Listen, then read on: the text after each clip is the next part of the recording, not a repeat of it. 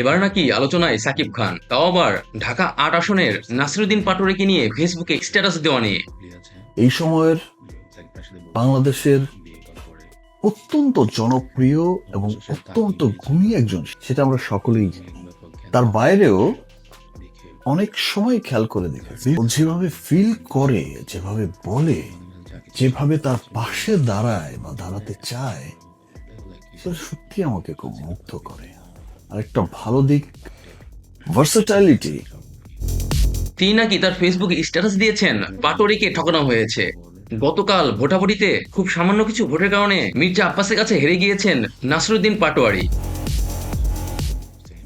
সত্যি আমাকে মুগ্ধ করে, অত্যন্ত স্নেহ করি। ওর যে সাধনা, সব সময় যে লেগে থাকা সাধনা, যে ডে বাই ডে আপডেট করা, এটা সত্যি আমাকে খুব মুগ্ধ করে।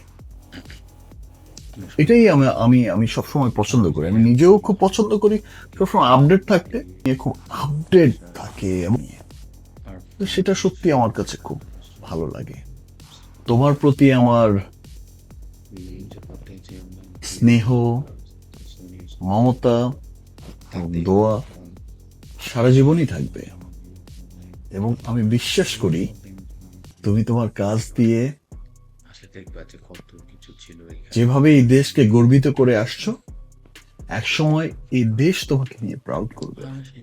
আব্বাস উদ্দিন হয়ে গেছে মির্জা আব্বাস, চান্দাবাদ চান্দাবাদ, শুধু মির্জা আব্বাস মির্জা আব্বাস মির্জা আব্বাস একটা তসবি দিয়ে দিতে বলো হাতের সামনে। মির্জা আব্বাস মির্জা আব্বাস মির্জা আব্বাস মির্জা আব্বাস মির্জা আব্বাস মির্জা আব্বাস। বাংলাদেশে আর কোনো নির্বাচন নাই, একটাই নির্বাচন, ঢাকা ৮ মির্জা আব্বাস। ঢাকা ৮ আসলে আমাদেরকে চাঁদাবাজ থেকে মুক্ত করে দেয়।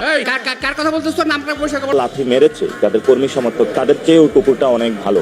এই জন্য হলো ওই কুকুরকে হলো গোসল করানো উচিত, কারণ যারা লাথি মেরেছে তাদের থেকে এই কুকুর অপবিত্র হয়েছে। বাংলাদেশের সবচেয়ে বড় আলেম আল্লামা মির্জা আব্বাস করানো উচিত, কারণ যারা লাথি মেরেছে তাদের থেকে ভিডিওটি লাইক দিন, সাবস্ক্রাইব করুন এবং অবশ্যই কমেন্টস বক্সে আপনার মতামত জানাবেন।